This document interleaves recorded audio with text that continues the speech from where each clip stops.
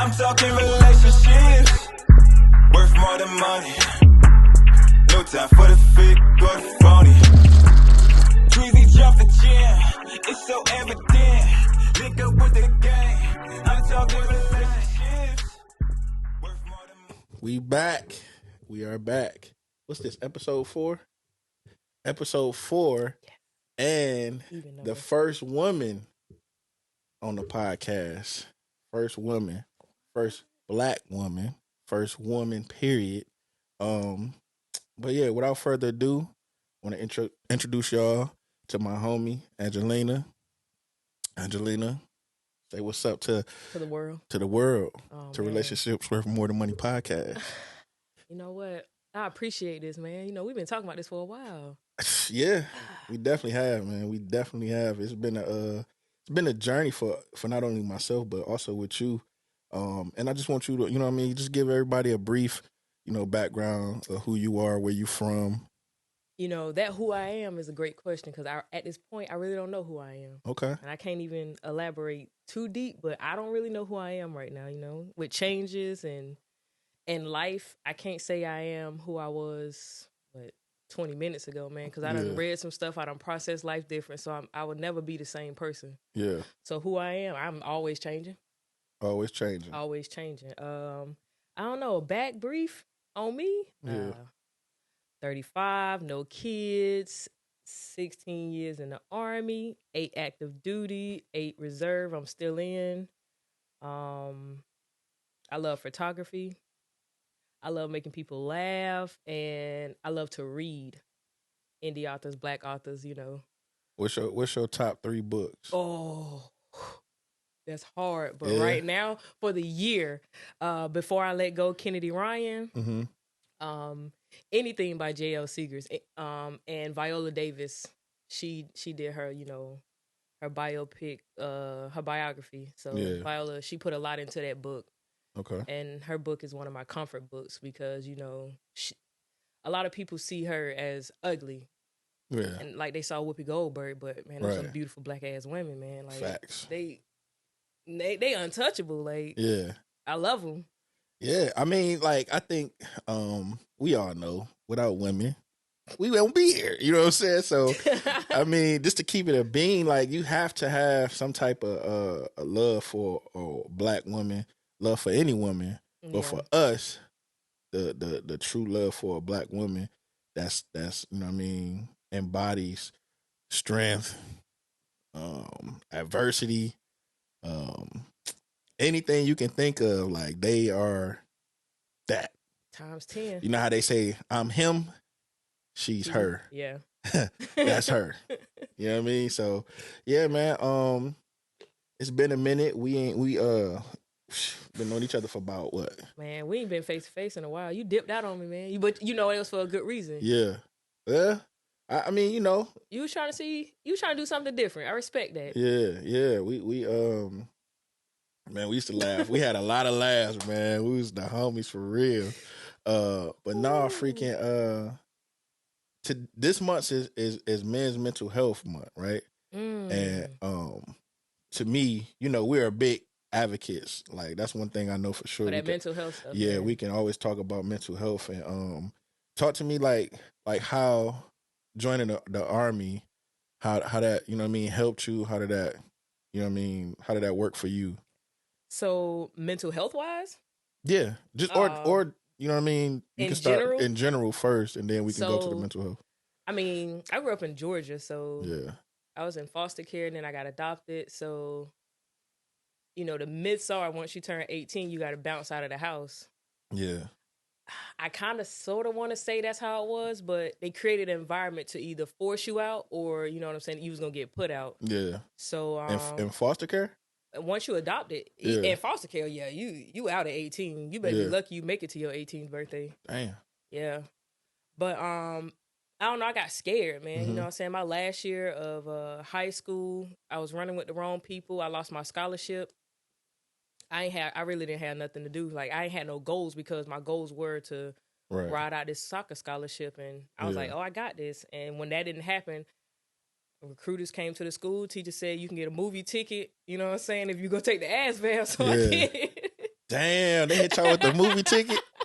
Yo, they told us if we take the ASVAB, we'd get a free A in every class that we missed for that time taking it. Because it was like 3-hour test, right? Yeah, so all three classes we would get an A out of it for that day. Damn, they hit y'all with the movie ticket. Damn, Detroit, I got that movie shady. ticket, and then I got scared. You know what I'm saying? Yeah. I ain't really had nobody that I knew. Well, my uncle did it, but he was a truck driver. That dude was all over the place, so I ain't really get a chance to sit down and talk to him about joining the military.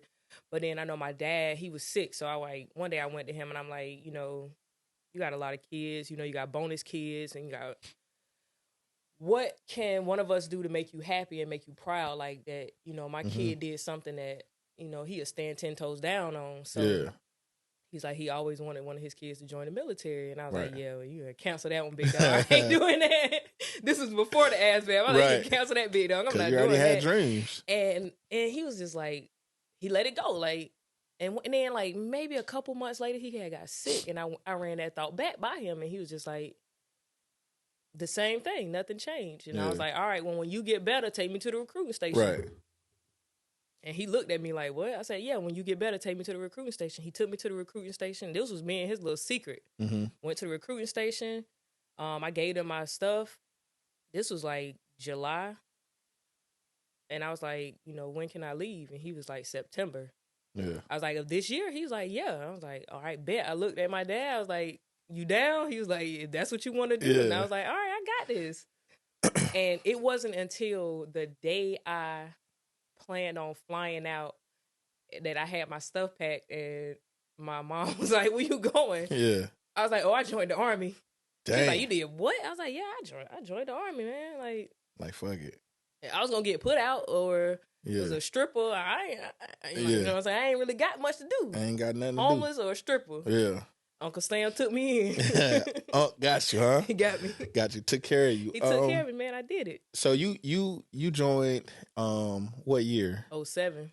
07. So we were still in the middle of Iraq and Afghanistan. That's what really messed my people head up. It's like, you a female, you going out here, what if you get deployed and killed? I'm like, man, we just lost.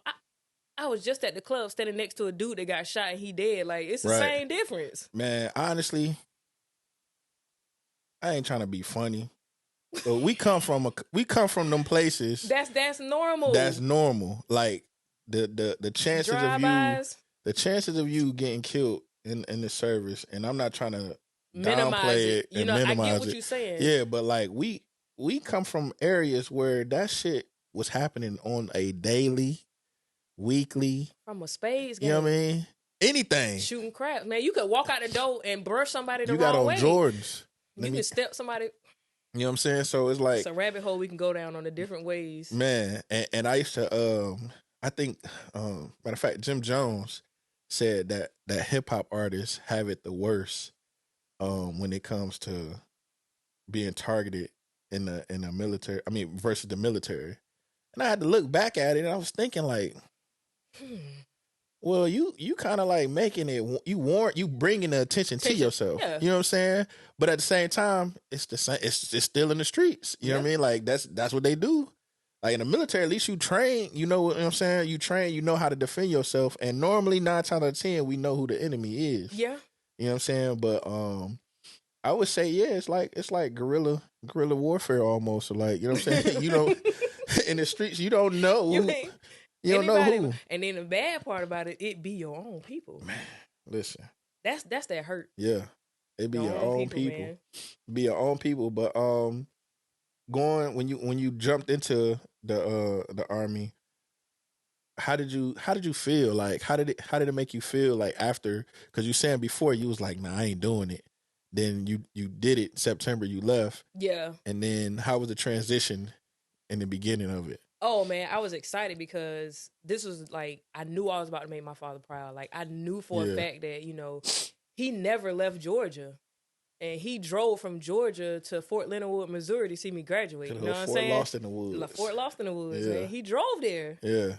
You know what I'm saying? That's a nice ride. Because he wasn't flying. Yeah. He wasn't getting on nobody's train. Yeah. So once he made it, I was like, you know what? I'm finally gonna take this serious because I was only doing it just to get through basic training, my trade school, and I was gonna like mediocre to that shit. Yeah. But man, family, it's crazy. November, Thanksgiving, I didn't go home. December, we had like a break before I went to my AIT for my my MOS. Yeah. So I was like, I'm gonna go home.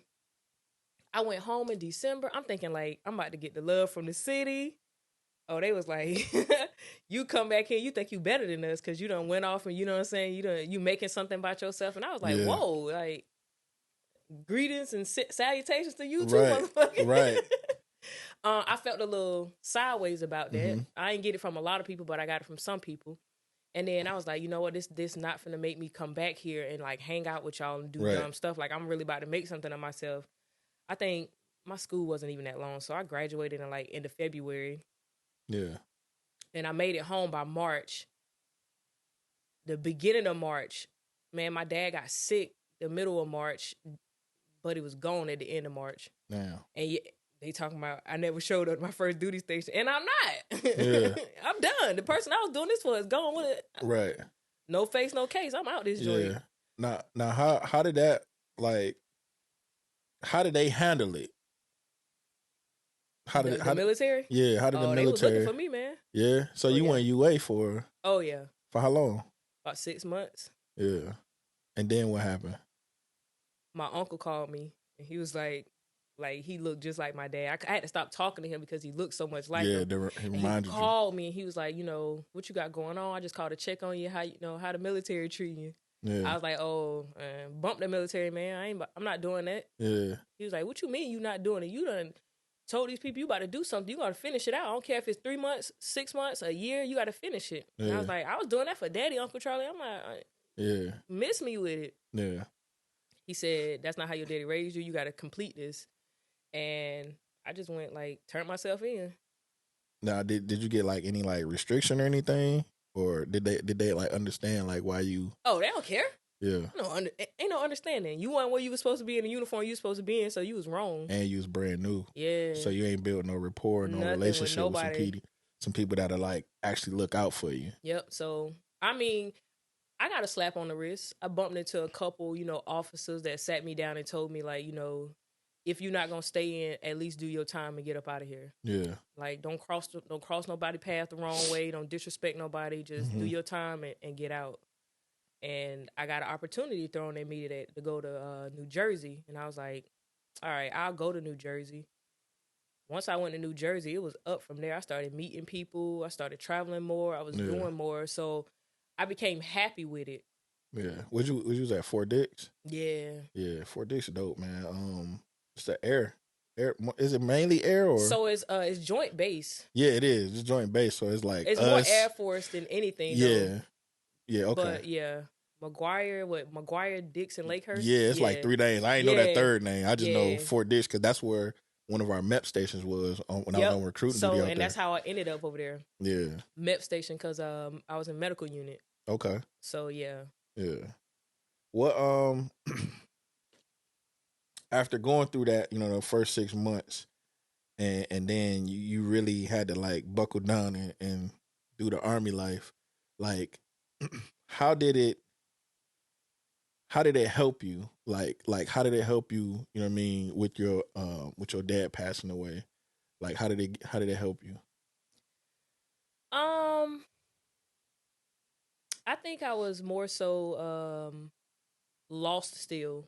Cause I just couldn't understand like my dynamics growing up. My dad was like he was the savior out of the two like my foster mother and him. Like he was the one that saved us. Like leave them kids alone type stuff. But she was always at our throats being negative and stuff. So I was kind of lost at how somebody as genuine as he was can be gone, and somebody as hateful as her still here. Yeah. So I didn't accept his death for a long time. Right. Because in my head, he was still here. Like, because I wanted him to be here to help me through this. And when I accepted that he was gone is when I was like, I really have to stop living in fear and loneliness. Yeah. because you know how it feel, man. You can be in a freaking stadium of people and still be lonely. You can go to Granny's house for Thanksgiving and still be lonely. I don't think people understand that no matter how many people you around, you can still be lonely. Right. And I was around people and still was lonely and didn't understand why I was lonely. Mm-hmm. Yeah, I know exactly what you mean. And it's crazy because at that same time, like, my mom, I don't speak to her, because she was the little evil one. Ain't getting no breath from me, man. Yeah, I can't, I can't put myself in those situations, and I try to teach my kids that too. Like, hey, you can't allow other people to, you know what I mean, hinder your progress. And you know what I mean? Like, how everybody always say, oh, that's still your mom, this, and this. You know how many relationships, friendships, and family members I done had to ditch because, one, I was told that I was ungrateful for not talking to her. They was like, she adopted you, she did X, Y, and Z. And I'm like, but to adopt me and treat me the way you treated me, you could have left me where I was at if you already knew this how you was going to treat me. So why should I be grateful to be verbally, physically, and mentally abused? Yeah. Yeah. Come on, man. Grateful for what? Right. You only got one mama. Okay. You only get one time to try me. Mm-hmm. Once I hit adult status, it was up from there. Like, you're not talking to me like that. Like, who you talking to? You know what I mean? All right, I'm out this joint. Yeah. And that's the thing, too, is like, so, like, with me, it was more of, like, so my mom and dad was never married. You know what I'm saying? So it was just me and my brother, you know what I'm saying, in the house with my mom. And, at one point when we were younger, we were staying with my grandma, her mom, and my mom, she leveled up, working for the city. She moved to 8 Mile. So everybody that see the movie, they be like, oh, you from 8 Mile, da-da-da-da-da. And I'm like, no, I'm really from Collingham, 2 blocks from 8 Mile. Like, I'm from that way, but it was the high quality ghetto. That's what we called it because we had neighborhood watch, you know what I mean? I ain't never been in a neighborhood watch, my boy. That mean that people look out for each other. You know what I'm saying? So like, I'm gonna experience that one day. Yeah. So they look out for you. You know what I mean? Everybody know each other. We got the grass, the nice grass. And you know what I'm saying? Because 7 and 6 Mile, that's when it start getting rougher and rougher. And but now it's probably all the same now. But back then, so like we grew up with my mom, and my dad was around though. So that's the thing. He was always around. Gotcha. I hung with my dad's side of the family more than my mom's side of the family. But daddy's sides be lit all the time. All the time. And we still to this day close. All the time, daddy, you know what I mean? daddy's side be lit. Man, yeah. So like we pretty much I think I was literally felt like I was living by myself once my brother left. My brother, she kicked my brother out, and my brother moved with my dad. So me being a boy, who I want to live with, my dad. You know what I mean? She would not let me go. She was hold me down, hold me to man. I couldn't go to weddings. You know what I'm saying? I couldn't go to nothing for real. And it traveled over. So when I joined the military, I told her I wanted to join because I had a scholarship too. I was supposed to go play baseball at Norfolk State, and the recruiter came in, was like, "Hey, look, man, I know you're the captain of the baseball team. I know you going to Norfolk State, but if something don't work out, give me a call. Mm-hmm. You know holla at your boy. Holla at me." This was a Marine and shit. I'm like, man, don't y'all be fighting dragons and shit? Remember that commercial? I'm like, man, don't y'all be. He like, man, nah, man, that's just a commercial. Don't believe that. But the Army guy, he was hounding me. I was like, look, man, I talk to you when I talk to you. But the way the Marine guy came, you know what I mean? It just gave me like, all right, I got a plan B. Yeah. Because plan A was Norfolk State baseball. So yeah, like I told my mom about to join the military. What you think about the military? You ain't about to go fight no white man's war. Yeah. And I'm like, they just gonna kill you and yeah. Mind you, her father, my grandfather, was in the Navy and the Air Force. Everybody turned out fine. You know what I mean? You here? You here? You know what I'm saying? And he took care of everybody. So it was like, I was confused. I didn't understand where it came from. And yeah, so she went sign off on the paper. So when I graduated in 2003, so I had to wait till I turned 18 in September. Mm-hmm. And I signed my own papers. You know she put me on punishment. Swear to God. Right hand of God. See, look, that's why I didn't even say that. I said something to the supportive parent. You know, Listen. sometimes you right hand of God. And at that time, me and my pops wasn't speaking because we got into it. But he used to always tell me this. He said, look, man, you got two options. You either enroll or enlist. You ain't about to be out here in these streets. At the time, I didn't even know what the fuck enlist meant. Yeah. You know what I mean? I just knew enrollment college. I'm like, damn, I can enlist in college too? Like, man, you know what I mean? I ain't know. So when it hit me, when I signed them papers, and it was like enlisted, and I'm like, oh, that's what he meant. You know what I mean? And when I went to boot camp, I would write my dad, and he would write back or whatever. And, you know, we was cool ever since then. But my mom... Hey, you know they get the call now? They ain't got to write no letter. Man, what? They get to do a lot of things. They get to do a lot of things in boot camp. So, yeah, you know, she put me on punishment or whatever. I told my brother, he was like, what? He can't pick me up or whatever. 18 years old. Then it was time for me to deploy in 2005. She came out. My dad came out to see me off because I don't know how the Army do it, but they do like a parade. Yeah, they do a little on your way there and leaving and coming. And coming back, they do it. They do it. Yeah. So we was doing the parade or whatever, and, you know, I seen them off, and this how you know it's old school. We didn't even, like, online banking was just starting. Yeah. And you know what I mean? At the time, I had just switched from Fort Sill National Bank to Navy Federal. Navy Fed? Yeah. So, you know what I mean?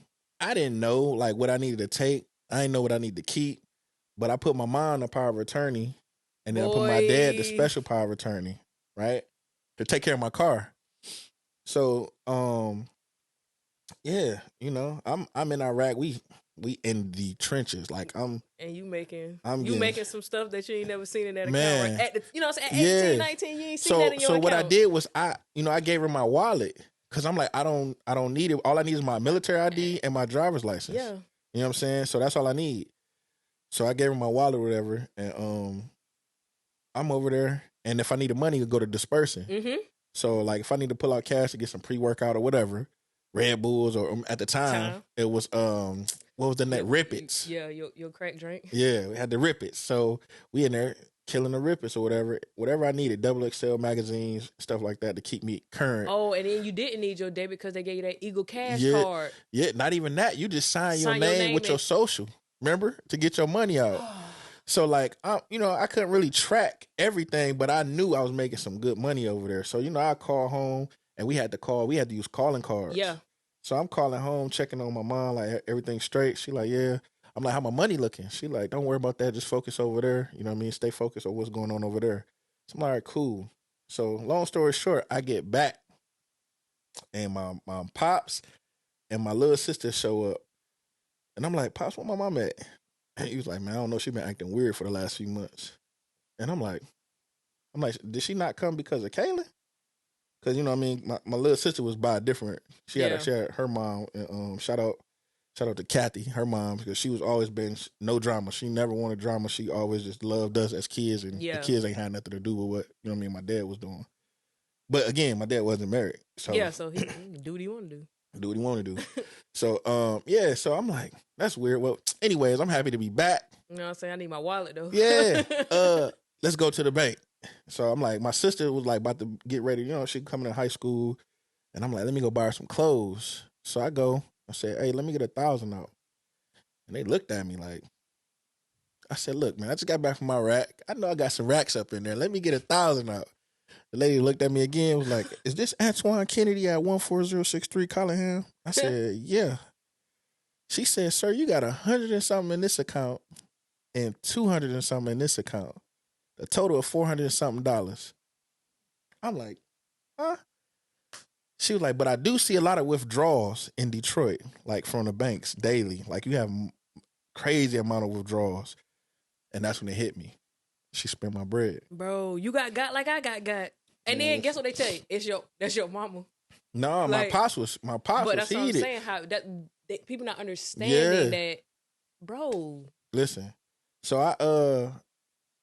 I went back to the car crying. I'm cussing. I'm doing all this. My pops like, yo, stop cussing. Like, your sister in the car. What's going on? I'm like, yo, she spent my fucking money. You know what I mean? So I called her like, yo, you spent my fucking money? How long were you in Iraq? 7 months. Yeah. That's hazardous pay. Man, what? Everything. Hazardous, overseas pay, regular pay, you know what I'm saying? And all of that. So she like, you better watch who you talking to. Nah, I'm like, man. nah. Catch me in these streets right now. I'm about to treat you like a nigga on the street because you just did me dirty. You know what I'm saying? I have nothing. So then I came home and all my boys getting cars, putting doors and rims on their cars. You know, at the time I had the T-top Cutlass. And I'm fucking hurting because I'm seeing this shit. You can't do nothing. And I can't do nothing. Mind you, she just graduated with a master's in business. You know what I'm saying? And it's like, damn, you just literally just shitted on your baby son like that. Damn. So then I come home in October. I ain't got no money. And at the time, it's a picture. I got a picture, man. I'm probably send it to you too, Roland, so you can post it. It was me, my brother, my pops, my uncle Keith, my cousin Keith, and I think Ro was there too. And like I'm looking sad as fuck, but I'm in the picture, and we call it club. We call the club the Kennedy Club on Club Wade. My uncle had a bar downstairs, so we was down at the down in the basement. And my auntie Paula, shout out to my auntie Paula, I love her to death. But I know she didn't mean no harm. She heard, like my pops told everybody what she did, so she gave me $10. At the time, I'm like, the fuck, like that probably all she had to give though. Not even that. At the time, in my head, I'm like, what I'm gonna do with 10? What the fuck I'm gonna do with $10? You know what I'm saying? I just lost thousands. Like I don't have nothing. Like, you know what I mean? And that's why I say, like, I don't mean no harm to my aunt, but you know what I'm saying? Like, it was just hurtful. You know what I'm saying? Because it was like, damn, my auntie giving me, like, it's like I'm a kid again. You know what I'm saying? I joined the military to become a man and do my own things. Get your own responsibilities. Get my own responsibilities. And then, boom, she hit me. And then, look, 7 months later, I get a letter when I'm back in Cali. And in the letter, it was a $5,000 check. It was a check and then a letter. I'm like, this pissed me off again because I'm like, this ain't all my money. I made like 15 over there. Yeah. Now, mind you, I probably spent about 2 over there from all of the snacks and stuff. To survive. Yeah, to survive throughout them 7 months. But it's my money. Regardless of what it is, 5,000 ain't going to suffice. In the letter, she wrote, the reason why I spent your money, because I ain't think you was going to make it back. It was a done daughter after that. So when people come to me, you know what I'm saying? And I be like, bro, you don't even know what I've been through. Yeah, it was a You know what I'm saying? So like for you, like I don't care who you is. I said, look, yeah, you can forgive and forget, but like that's my blood. Like, you know what I'm saying?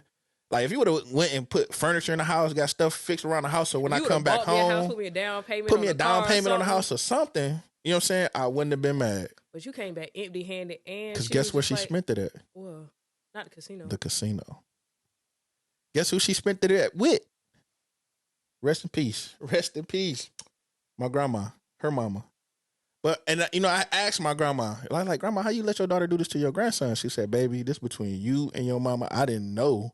Yeah, she didn't even know where the money was coming from. She just was happy she was going out with her daughter to go to spend some time at the casino because they love to play the lottery. They love to go to the casino. You know what I'm saying? So at that time, I'm just like, you're right, Grandma. You know what I mean? I can't be mad at you. You know what I'm saying? But the fact that you chose to say you ain't think I was gonna make it back, mind you, you was my beneficiary. That's a gut punch. That means she was waiting to cash out. But you rather took the quick route, the fast money, which was 13,000 whatever, when you would have got 600,000 if something did happen to me. You know what I'm saying? But the fact that you thinking like that. That was your thought process. Right. Like, oh, he about to go over here. I'm about to spend all his money. And I'm going to get this other money. I don't even think she knew she was my beneficiary. Even if she did, regardless, you wrote that. You know what I'm saying? You wrote that. You put that in the atmosphere. You handwritten that. Like, when I tell you I tore that paper up, I burnt that shit. I burnt that shit in the barracks, too. Mind you, you can't do nothing in there. You can't be like, you can't do nothing but sleep in there. I lit that shit up and then just ran water over it. Like, you know what I'm saying? But the fact of that, you know what I'm saying? So the trauma that we deal with is different. And I be trying to tell people a lot of times it don't be the military that's fucking you No, over. it'd be your family, and then you try to deal with the military, and then you try to deal with your family, and it's like Yeah. You end up having to pick one. Right. Right. And that's what it is. Like after that day, not saying I just like shunned my family. You had to take a step back though. But I took a step back from that side of the family. From her side, I definitely did. Definitely did. Now my aunts, I still speak to a couple of them, but a couple of them I don't. You know what I'm saying? Yeah. But it's just I had to take a step back because I ain't never think that in a day in a life like they gonna do something like, you know what I mean, like your sister, your daughter, your, you know what I'm saying, everything did me dirty like that, and y'all just holding that shit sitting there like, yeah. You know what that remind me of? What? When them little dirty ass uncles and they be telling you to go put clothes on, or you know what I'm saying? Yeah. It's okay to hug them. Like, yeah. Why y'all okay with this? Yeah. You okay with knowing your brother do this type of stuff? Right. And that's the thing, like accountability. Like I said, this year I'm holding everybody accountable from here on out. You know what I mean? Because it's like people need help. So, I try to see my mental health journey has led me to want to understand people more and just be like, okay, maybe in their head what they're doing is right. You know what I'm saying? Mm-hmm. You can't knock somebody because I ain't understand mental health until after I was sexually assaulted. Right. And that was in 2019. I mean, I knew I was sad. Right. I knew I was. You were still in, right? Yeah. Was it active duty? Was it another member? An airman. Airman? Yeah. Fuck. So I didn't understand like depression, anxiety. I didn't understand none of that because you couldn't say at home that you was sick and then laugh because it's like, oh, if you can laugh, then you can go to school. You know what I'm saying? I knew I was sad growing up because I was treated differently, but I didn't understand emotions and feelings. So as an adult, I mean, I knew if somebody I cared about died, that made me sad. Mm-hmm. But that unconscious, like that subconscious feeling, like why you upset or why you feel jittery or why you all of a sudden depressed. Yeah. I never understood none of that. But after my sexual assault, and they broke down like therapy and how the brain is and trauma and PTSD, I was like, well, I would like to start at the sexual assault. Yeah, but I need as an adult, but I need to take it back further now that you've given me all this information. Right. And then they hit you with the childhood. Oh yeah. They start there. And it trickles. Man. It trickles. Cause I didn't feel it either. Because you didn't understand. Again, we wasn't taught feelings and emotions. You look at the paper when you go into the doctor's office and like, how do you feel? Are they happy, sad? Yeah. And you know that if you go to McDonald's or, Burger King, you happy. Right. But if you hit your hand on something or you stub your toe, you're sad. Yeah. They never expressed emotions and feelings. So if you never were taught that, even as an adult, you don't know it and you don't fully understand it. Yeah, it don't register in your head. No, so I think my hardest part with my mental health is when I had a suicidal ideation, and I didn't understand it. Like, people say I was just on the phone with this person, like they seemed happy, or I just saw them and we just text, like we was just out having fun. I don't like suicidal ideation is like fighting a ghost. Like you can't see it. You can't see it. You can't catch it. You can't do nothing. Bro, let me tell you, I promise you, it happened so quick. I was at work and I was like, you remember where I lived at, right across the street from the base. Yep. I went over there. I was like, man, I told my peoples, I was like, I'm about to go chill at the crib for lunch. Man, I go over there. The moment I walked into my apartment, it was just like overcast. I didn't really understand it. I thought like maybe I was about to get bad news from somebody, like gloomy, real gloomy. Yeah, it got real bad. So I'm just chilling, and this was right after I started seeing behavioral health, and they started giving me these medications. They was like, you have anxiety, you have depression, and then they didn't explain suicidal ideation came with some of those pills. Right. So I never thought about killing myself. Yeah. I never had that thought. So I didn't understand why I'm sitting here looking at the TV and the TV stand, I had the pills on there and I promise you, just how me and you talking, as clear as me and you talking, it was just like, go ahead and take them pills. Yeah. Just like that. Yeah. Like, my body moved on its own. So when people say you could have said something, why you just ain't reach out to me? Like, it don't happen like because that. them pills ain't letting you reach out. Your mental, like, I Yeah. don't think people understand. Like, Right. I rather, like, my assault really messed with me big time. Mm-hmm. But that suicidal ideation made it was worse than that. Right. The fact that I lost control of my body, Yeah. physically and mentally, that I don't think I ever come back from that feeling. That's probably the worst feeling in my life. And I lost my dad, and I was close to him. Mm-hmm. But suicidal ideation, no, that shit was hard. How did you defeat it? It was like split. Like, before my brain was taken over, I still had some type of consciousness. Yeah. And my supervisor was calling me, asking me, like, when was I coming back? And I was like, I need you to come to my apartment right now and pick me up. Yeah. Like, you have to come right now. Yeah. And I was thankful because I stayed so close. Yeah. And I had to went to the hospital. Like, they did an evaluation. And I was like, this has never happened to me before. And they started saying, like, well, no, are you on any new medications or anything? And I'm like, yeah, they gave me this to take or whatever. I explained to them about my sexual assault and how I just started medication like weeks ago. And then the doctor was like, yeah, this medication, if you don't have suicidal ideation, it gives you suicidal ideation. And then if you have it, it makes it worse. And I'm like... And they don't never tell you that. They just say, here, we're going to prescribe you this. We're going to prescribe you this. You know what I'm saying? And just take this. And then they say, like, oh, you should take this 3 times. Like, you should take it for like a month or like 4 to 6 weeks to give it time to work into your body. And then, I swear the nigga just told me that. Bro. And it was like, you should start seeing a change. And yeah, I was seeing a change. Yeah. A fucked up change. Yeah. And that's what I'm saying. It's like, for you, like, I got kids. Yeah. You know what I'm saying? And it's like, I seen what it done. Like, a couple of my boys committed suicide from the Marines. And I'm just like, nah. They like, Mr. Kennedy, how you been feeling? Can you take this? And I'm like, man. Like, bro, no. It's like, a pharmacy. They give you a pharmacy. And then it's like, how did you feel after you took this? I'm like, bro, it shit made me feel weird. Like, bro, I don't. It's like, oh, okay, so it's like PTSD, anxiety, depression, and then insomnia. You know what I'm saying? Then you hit with the insomnia. So now that you're taking medication for these, they give you insomnia medication, and on top of insomnia medication, they give you nightmare medication. You know what I'm saying? Right. So you on all these medications, and you still can't sleep.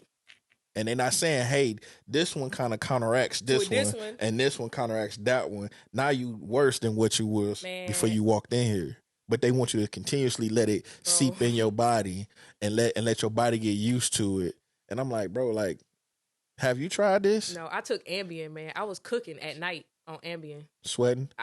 Like cold sweats? I was sleepwalking. No, I was cooking in the kitchen, making full meals. They gave you Ambien? I had Ambien. I done had about every sleep pill that it is out here to take, and it ain't even worth it, man. I'd rather be up. Yeah, that's what I'm saying. Like let me just be me and just chill, because I ain't harming nobody. You know what I'm saying? But I feel like if you keep giving me that medication, that's what's going to happen. I'm getting angry. You know what I mean? I didn't even understand anger until I started taking this medication. Like, yeah, I wanted to roundhouse a couple people. I knew for a fact that if I had that mouse tool, a couple people would have been done. Oh, toodles.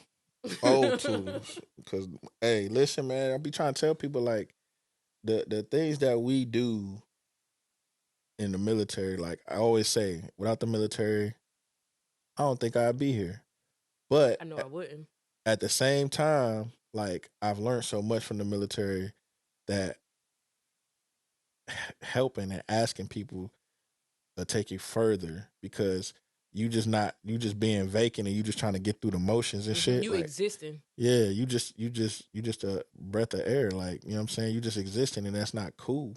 But at the same time, when you got people that's like reaching out, looking out for you, checking on you, it goes a long way, because the adversities that we face, yeah, not only as men and women, but as black men and women in the military, then you got to come back out to the real world. Yeah, and then that's different because it's like switching from active duty to reserve. You know, I had to go, you know, get a regular job, and I was around civilians. Yeah, and it's like these people, they doing their version of complaining. You know what I'm saying? And I'm like, man. I get it. Like, this is your life. Like, and I understand that your life, and I understand like certain things are detrimental to you. Mm-hmm. I said, but I be working with a lot of people and they just be at work like, man, I can't, they be want to cuss people out and they be just going, stressing out for no reason. And I'm like, you get paid like every 2 weeks, right? Entitlement. I said, you get paid every 2 weeks, right? I said, based off the hours that you work, you get your pay, right? And they was like, yeah. So why you arguing with the person in the cubicle next to you that ain't even signing your check? And then you talking about they aggravate you. Then stop talking to them. And you in a cubicle. Boy, I put you see how I put them AirPods in so quick. I feel like when it comes to the military as a whole, I really wish the government cared the way that they let the media and society feel like they care. Right. Because it took me almost a year to get a therapist. Me too. But they was doping me up though. The therapist? No, they gave me I didn't have a therapist to talk to, but they was doping you up until you got a therapist. Yeah.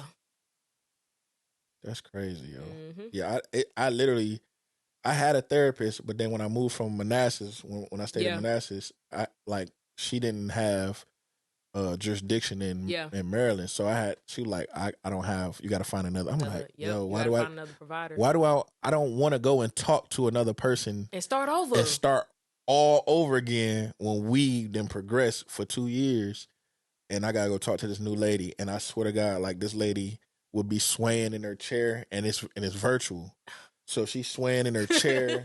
I'm trying to focus and like, yo, what the fuck are you doing? Like, and then you like, so, how was your day? You know what I mean? And you know what a therapist told me? First of all, I called the suicide hotline one time. Mm-hmm. They told me to hold on. Swear. I swear they told me to hold on. And then I had a therapist. It was an hour session, and we had to be about 30 minutes in. And she kept like looking over her head, like looking up like it was a clock or something. Yeah. And then at what point I was trying to get my point across or explain like my feelings for that prior week. So I kind of like went silent. She was like, well, if you don't have nothing else to say, I got another appointment right after you, so we can wrap this up early. See what I'm saying? But like they getting all that money from the government for hours. Like they get paid like $120 an hour. Yeah, because I looked at the I don't know why they were sending them to me. Yeah, the printout that they send you the bill. Yeah, but you don't pay for it. They just telling you. Telling you what they charge, and it's like $120 an hour to be on some shit like that. You know what I'm saying? And it's like it makes us as veterans and people that's in the military don't want to use them. But I think to me, it's like them trying to force us away. Yep. So we don't have to keep coming back for our percentages. So we don't have to keep trying to like get help. And it's like you just got to figure that shit out. You know how I ended up getting help? I called one day. No, I asked my doctor. You know how when like you do like a 6 months to a year checkup, and then you do that questionnaire, and they ask you like, how often do you have X amount of drinks? And I was like, when I wake up, I throw some little joint in my coffee. Mm-hmm. I mean, I'm at the crib, like I'm drinking all day. So why should I count when I'm drinking them all day? Right, bro. It took me to tell them I need AA for them to actually put me in a program to give me a one-on-one therapist. Right, and that's what I had to do for to get my new therapist, because the other one, like I said, she just, it's like you gotta go above and beyond. She dipped. The therapist dipped that consultation firm, whatever. Oh yeah, she dipped. Like she was like, I think you got to find another therapist because I won't be at this one for too long. But then let me tell you what they do. They tell you like, her husband PCS. So one, you can't play me. I know how PCS works. Like you have a allotted amount of time when you even know you in that window to PCS somewhere, or you know where you going. Right. So she waited like, I had like 3 more sessions with her before they restarted my like session count with her, right? She just was like, "Oh yeah, we're gonna have to switch therapists because we're leaving like next week. We packed up and everything." I talked to you twice a week. You couldn't say nothing then. Yeah. And then the workload that they have is so large, she couldn't give it to nobody else. So I'm out here in limbo. And I mean, I'm telling you, boy, I was taking them drinks to the head, my boy. Damn. But like, good thing is you here. But you know what? What? Sometimes it's like, why I gotta wake up and still feel this pain? Yeah, I know it. Because I feel it. I think like again too, it's like they always, and then they ask you questions like that just don't pertain to what you're doing or how you feeling. No. You know what I mean? And they like, oh, when the last time you seen your daughters? When the last time you like, bro, I'm an active father. I see my daughters all the time. Like, you ain't doing nothing but just asking me, pissing me off because you ask me stupid questions. I'm telling you what I need help with. Yeah. Like, oh, you know, I really want to like dive deep one day into this, but I don't think people understand when you're after you're sexually assaulted, like you have to separate like sex and sexual assault, and that shit is hard. Yeah. Like, I'm still working on that shit. Right. Like, I mean, you want to elaborate on it a little bit? So my sexual assault happened in a bed. So after that, I couldn't sleep in the bed because I felt like I couldn't separate that from that. Right. You know what I'm saying? And then when I finally got to the point to where I could sleep in the bed, you know, I wanted to be with somebody, and then I couldn't because if I didn't like get in the bed with you simultaneously and then we fall asleep, like if you came in, like if you was like down in the basement gaming, and then after you finished gaming, you came in the bed, right, bro, I would have lost my shit. Damn. Cause you wasn't here when I went to sleep. Like you wasn't with me, so why you here now? Yeah. That touching stuff, like I'm trying to figure all of this out. Just like recalibrate. Sometimes I feel like sexually I'm broke, and that shit hurts me. Yeah. You ever try a sex therapist? That's the thing. The VA only gives you, they give you trauma therapy, but there's Nothing nobody else. out here to like explain. Like even I talk to my like OB, I talk to GYNs, I talk to all these female doctors, and I'm like, I even asked, was there a Viagra for women? You know what I'm saying? Because mentally, I just can't, like, I'm no longer able to be aroused because out of fear, right, of a memory. Yeah. Yeah, man, that shit hurts. I know it do, man. That's and that's the thing, man. That's what we like. It's sad, but things do happen like this in the military, and it's not knocking the military. But I think they need to do these evaluations before they get in the military. Yeah, like people, because you will know. I mean, you will kind of like scrape the crumbs off the top. Yeah, because some people, if you talk to somebody long enough, you'll understand that. I don't want to call them weird, but some people have tendencies that they just can't hide. Right. No matter what you say or it's what open, you do, like it's out and open. Yeah. They can slip up and say it, but they don't even notice that they slipped up and said it. You know what I'm saying? Because they think it's normal to them. Yeah, because to them it's normal because they done done it damn near their whole life. Right. Yeah, they definitely need to do like a better. And I was a recruiter, so what they do in MEPS, I don't know, but I do remember. It wasn't a lot of questions. It wasn't no questions. The only thing you was asked was, I was asked, did I have any prior injuries, like physical injuries? Yeah, they weren't about are you can you move? Tattoos and if I can fucking duck walk. Yeah. And my drawers across the floor with like 19, 30 other motherfucking people. Yeah, with drawers on. Assed out with some fucking socks and drawers and a bra on. Right. Yeah, they definitely need to fix that. But as we talked about, this trauma and things that happen in the military, do you have anything good that you remember, or you got anything good that you can talk about the military? Because I'm always pro-military. Oh, hell yeah, man. The people that I met, like... Yeah. My homeboy, man, Akil Buchanan, we call him Buck. Yeah. I honestly, like, I don't physically think I would have been here without him. Yeah. Because he was one of those people, I promise you, he would text every day, like, good morning, I love you, and I hope the day is better than yesterday. Yeah. You know what I'm saying? I can go 20 days without responding to him. Day 21, he's like, all right, I need you to, you know, hit a light. Yeah. Do something. I need to know that you okay. Right. And he's like, all right, you got 12 hours to respond to me, and I'm on a flight. Yeah. Where he at now? He in Florida. Okay. So he was doing this from Florida. Yeah. Yeah. He done popped up on me Couple globally. times. Couple times. Oh yeah. But that's what I'm saying. You need friends like that. Knocking on your door, like, yeah. And then you like, I ain't even had nobody over here. And he just like walking in your shit and just like, yeah. And that's the camaraderie. I ain't gonna lie. Like, to go back to when you said when you came home, everybody was like, damn. You think you better than everybody? You think you better than everybody? Listen, I cut off. I think that the military helps you with your cutoff game. Yeah.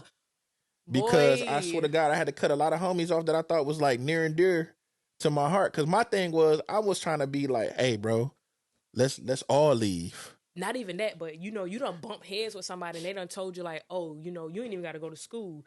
If you go get this cert, I know somebody and you can have this job, X, Y, and Z. Yeah. And you try to put your people on, and the first thing they say is, I ain't trying to leave home. Yeah, I ain't trying to leave home. But then when they see me traveling, they see you traveling, it's like, oh, you left us. Like, bro, I asked all y'all to come with me. I went on a buddy program. And told y'all to come on. It was, look, shout out to Chris Love, shout out to Mark Jackson, because it was them two. My bro Marcus Winfield, like, y'all need to come too. I told my boy Mike, I told a whole bunch of people. And they're like, nah, bro, like, I'm straight. Oh, you know, I don't want nobody telling me what to do. But here's the thing. I did time. So shout out to Keith High, rest in peace, Keith High. His mom was in the Army, so she was like, baby, you doing the best thing. Like, you ain't going to college, get the hell up out of here. Mm-hmm. And I used to walk around the corner all the time just to see her every time I came home, because I knew that was one person that like approved of what you did, of what I was doing, and she loved that I was doing it. And every time I came home, I made sure I seen her. I seen her, and like Aunt, rest in peace, Aunt. Like, all my boys, like, if you just hear me saying rest in peace, like, I lost them while I was in, so I already knew that probably would have been me too if I would have stayed. But I was bringing. I'm like, bro, y'all need to come. Like, it don't matter. So Chris Love ended up joining.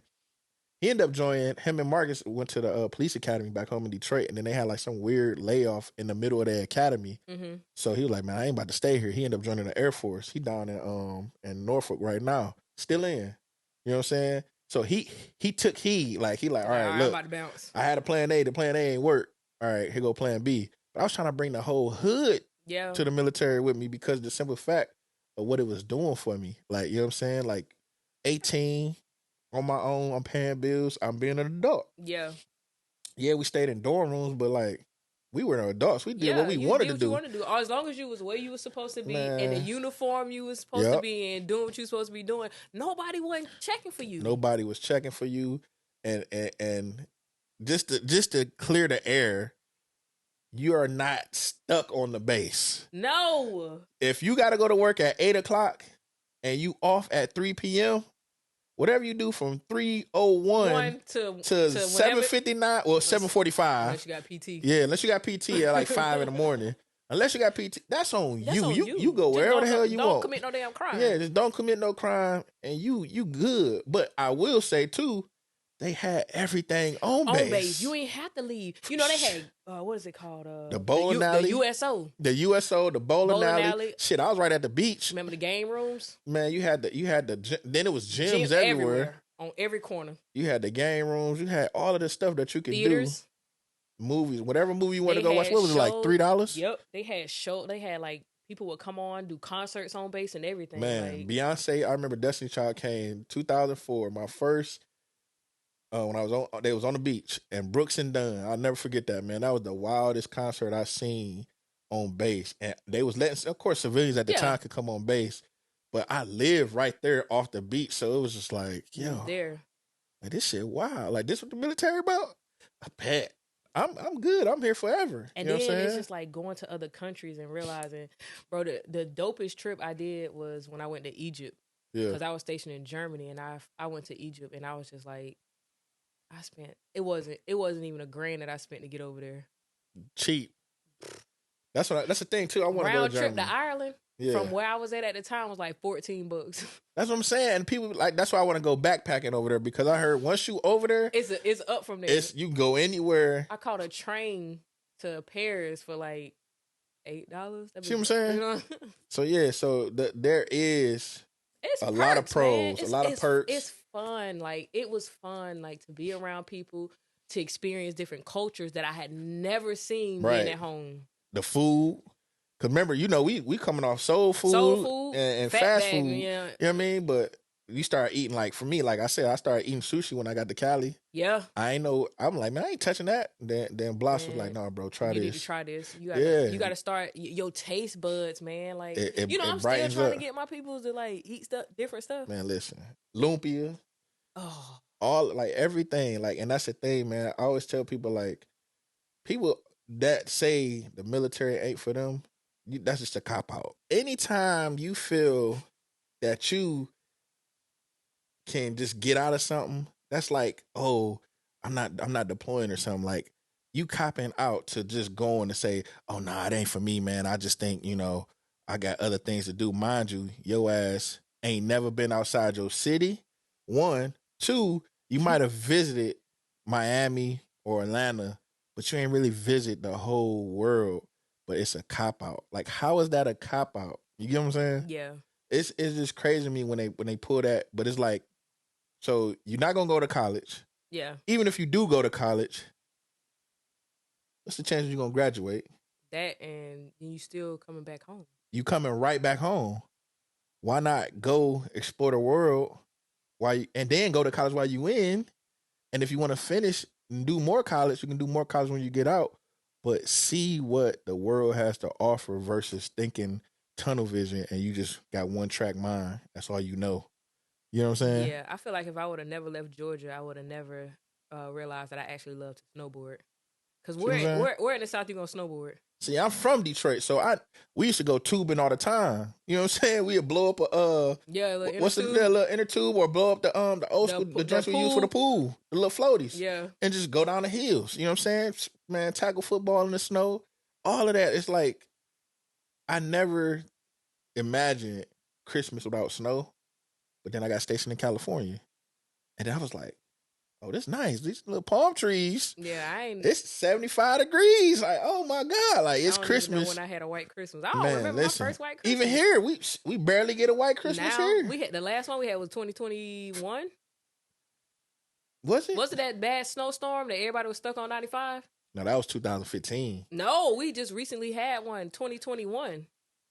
No. It had to be when they was on that highway, bro. I'm telling you. 2021? Because remember, the bread truck was out there. Buddy was passing out them loaves of bread to the families. Oh, shit.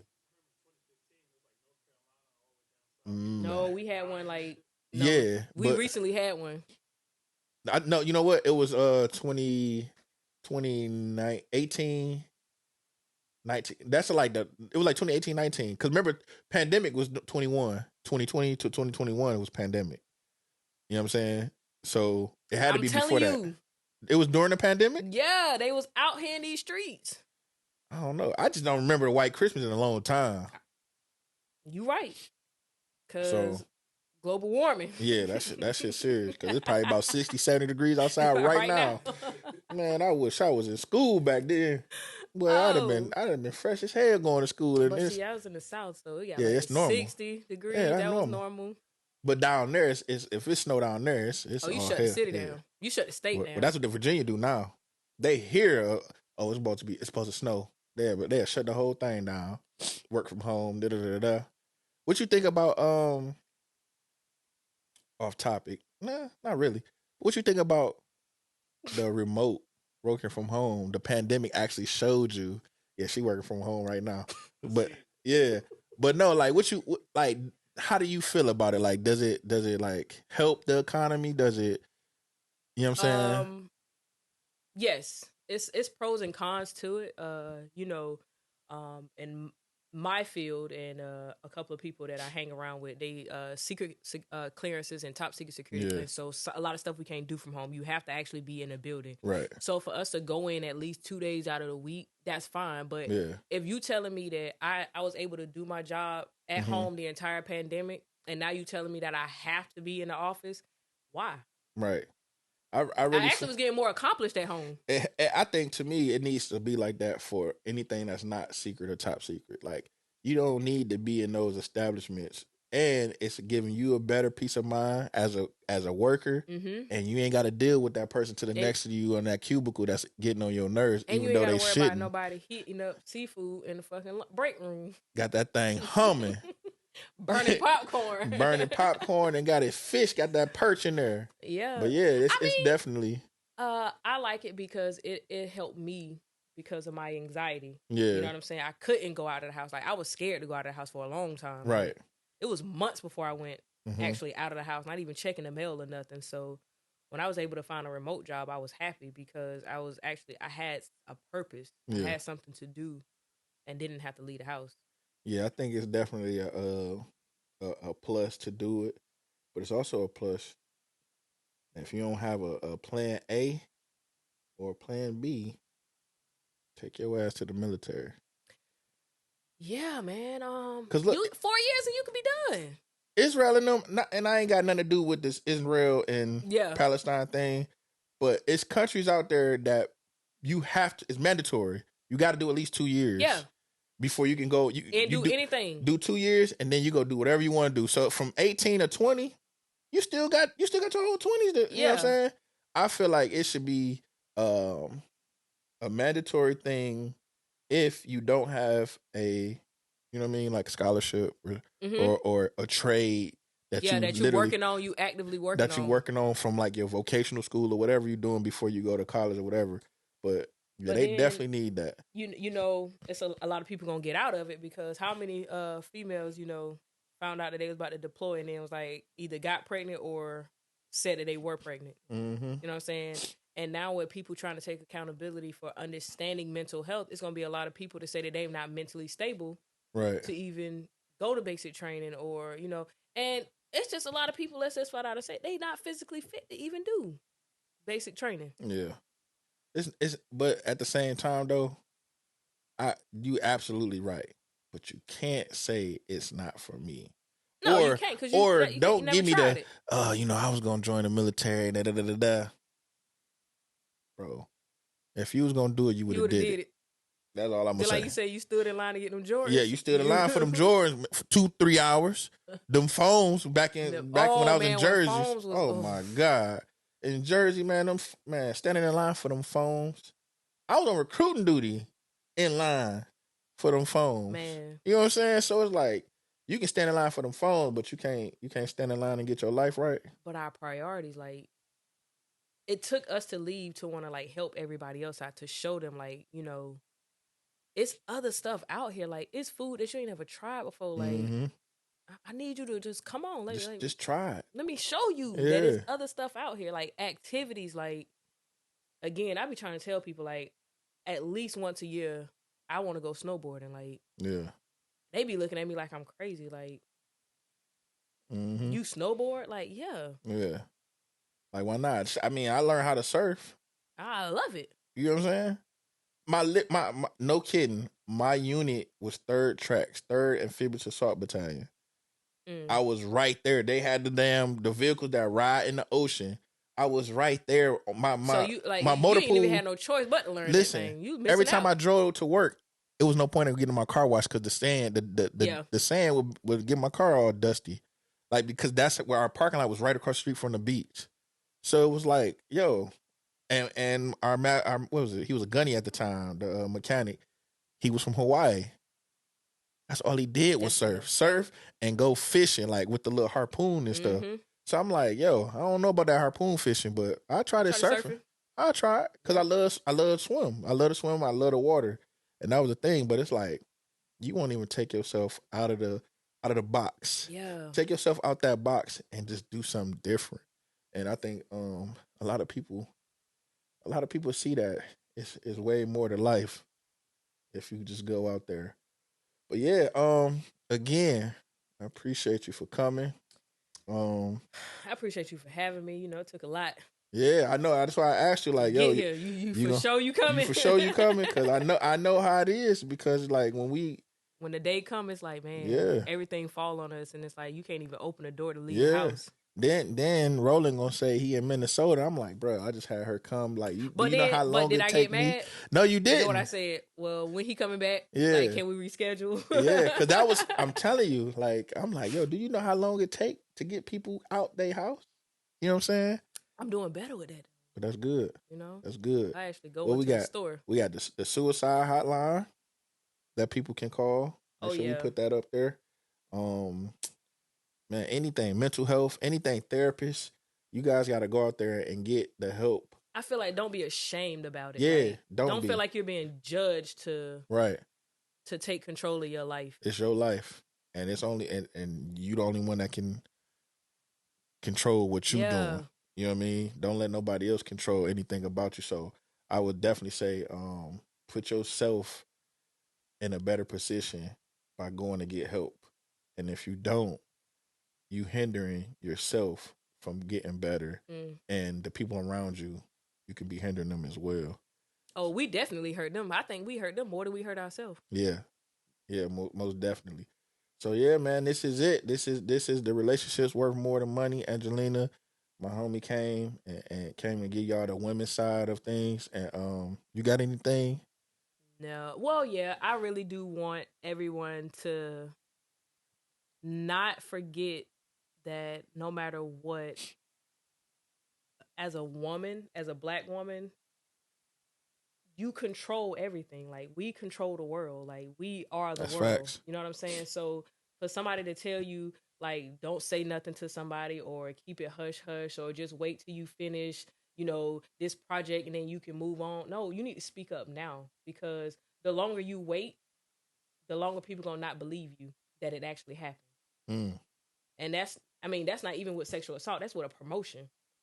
You know what I'm saying? That's with anything in life. Yeah. You know, my dad told me, if you didn't tell me when it happened, it's going to be hard for me to believe that you waited so long. Right. Try to do better with speaking up for yourself the moment something happened, or the moment somebody make you feel uncomfortable. Let them know, hey, I'm not laughing at that joke because I ain't find that funny. Yeah. Like, that was very disrespectful and rude. So speak up now. And if you can't do it, hey, shoot a text to somebody, say, hey man, I need to know how to address a situation with somebody by the end of the day. I need you to help me. I done got them texts plenty of times, like, I really don't know how to, like, tell this person that they being very sexist, and everybody around them is laughing, right? Because they don't know how to tell this person that you doing wrong, right? So if you don't take nothing else, man, speak up and find somebody that's gonna speak up for you. And you kind of pretty much gave some gems just now, but do you have any? I used to always close out with gym class. So with this podcast, do you have any other gems that you want to, you know, express to anybody? Like any tools that they can put in their toolbox? Oh yeah, write down your thoughts. That's a great one. But why though? Because sometimes we forget, and it's not that it's something like insignificant or we shouldn't remember it, but when you thinking about like your life and your mental health, it goes deeper than just like remembering what you need from the grocery store. Because sometimes I went through art therapy, and I learned that I can write down how I felt at a certain time, and then I can go back and be like, okay, I remember I smelled this cologne, and this reminded me of somebody that didn't do right by me. So this is why I felt the way that I felt, versus, you know, we allowing our mind to tell us to get over it, which is why we don't speak up, because we always getting over something that we're not understanding and accepting. Right. So if you write down your thoughts and your feelings more often, you can understand the pain that you're actually going through, and why you can't go to your grandma's house when you see your uncle, or why you can't go into the grocery store, or why you can't park and not back in. Right. You know what I'm saying? So you'll understand yourself more. Pull in? Oh, no, I back in. I'm about to say I back in too. I need to get out.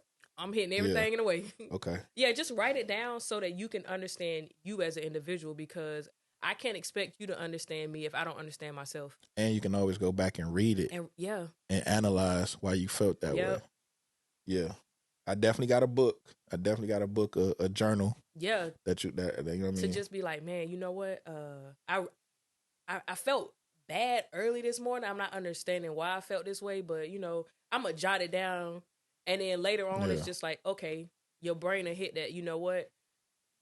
Today is the anniversary of a close friend's death, and you weren't looking at the clock, you weren't looking at the calendar, but you knew. But you knew the time, right. Like it could have been a time that somebody called you and told you that person passed away, but it didn't dawn on you at the time.